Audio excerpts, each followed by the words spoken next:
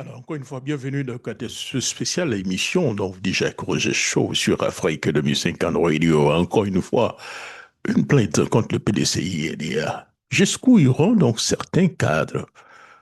Grand point d'interrogation. Le PDCI et l'IA fait donc une fois donc de plus l'objet d'une assignation donc en justice. Une de plus. Une énième tentative de fragilisation qui ne dit pas son nom. Derrière donc cette démarche, il ne s'agit pas donc d'un combat pour le droit, ni d'une quête de justice. Il s'agit donc d'un combat politique mené par donc des voies, disons, on peut le dire, hein, des voies donc détournées. C'est donc une stratégie désormais claire pour que nous voyons, hein. Quand on ne parvient pas à convaincre donc les militants, quand on échoue donc à s'imposer donc dans l'instance du parti, quand on perd donc la bataille politique dans cette situation, on se tourne vers donc les tribunaux. C'est devenu donc une méthode, une habitude, une fuite en avant. Oui, les tribunaux proches du parti au pouvoir, dirigés par des cadres RDR devenu RHTP, hein, que pour eux, c'est devenu donc du pain béni. Des cadres donc sont dans une situation des cadres sans boussole. Soyons donc clairs dans cette situation. Ce qui porte ou encourage ce type d'action ne défend ni le PDCI-EDA, ni donc ses valeurs. Ils défendent donc des intérêts personnels. Ils poursuivent donc des agendas individuels. Ils sacrifient donc le parti sur l'autel de leur ambition personnelle.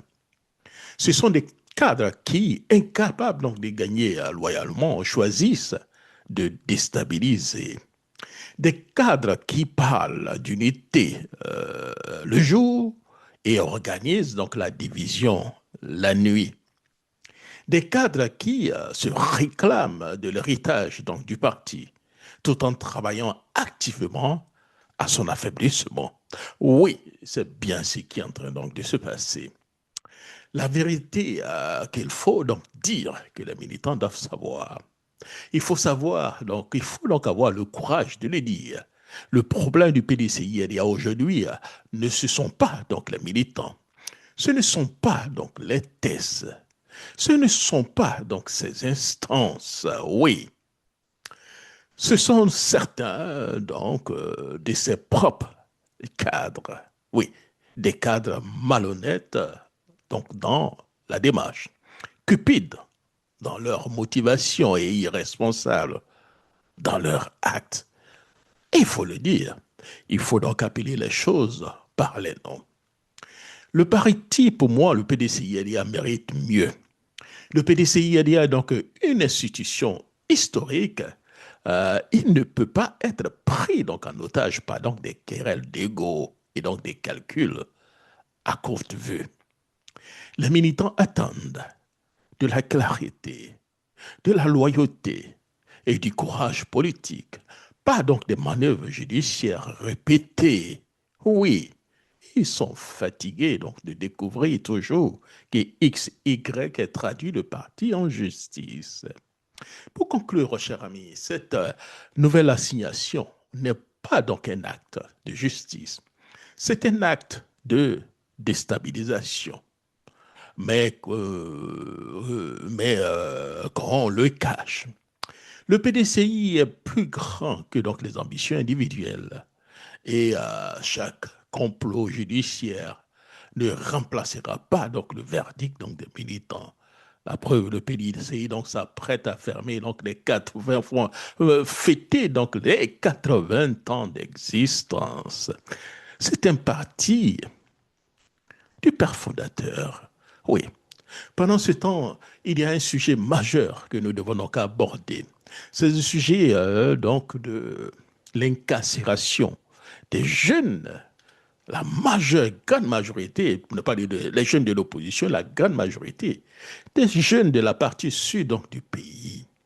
Nous partons maintenant pour la Côte d'Ivoire. On va s'arrêter longuement sur un communiqué d'Amnesty International appelant à la libération des détenus interpellés qui exerçaient leur droit de réunion pacifique pendant la période électorale. L'ONG dénonce des arrestations sans fondement et des procès inéquitables. Bonjour à vous, Julia Guggenheim. Vous êtes notre correspondante en Côte d'Ivoire. Vous avez vous-même mené une enquête qui sera prochainement publiée sur le site de France 24. D'abord, de quoi parle-t-on? Qu'en est-il? Mais écoutez, pour rappel, ce sont 1658 personnes, selon les autorités, qui ont été interpellées pendant la période électorale, en marge principalement de manifestations qui avaient été interdites par la préfecture de police. Alors, pour Amnesty International, si ces arrestations sont sans fondement, c'est principalement pour deux raisons. D'abord, l'ONG affirme qu'une partie des personnes qui ont été arrêtées ne participaient pas, ou n'avaient pas l'intention de participer à ces manifestations. Elles étaient simplement au mauvais endroit, au mauvais moment, à proximité des lieux des manifestations. C'était de simples passants, nous dit l'ONG. Alors c'est le cas d'un prisonnier avec qui j'ai pu parler, qui a été condamné à 3 ans de prison ferme pour trouble à l'ordre public. Il est actuellement détenu au pôle pénal d'Abidjan. Il m'a expliqué qu'il se rendait au travail quand il a été interpellé et que les preuves qu'il a tenté de fournir à la justice n'ont pas été jugées recevables. L'autre raison qu'avance Amnesty International pour dénoncer des arrestations sans fondement, c'est le fait que c'est l'interdiction même en fait de ces manifestations par la préfecture de police qui, d'après l'ONG, serait non conforme au droit international. D'après eux, il n'y a pas de raison valable qui puisse empêcher aussi longtemps les citoyens d'exercer leur droit pacifique de réunion. Et est-ce que le ministère de la Justice a répondu, Julien ? Oui, bien sûr, ils ont répondu par un communiqué écrit dès le lendemain du communiqué d'Amnesty International.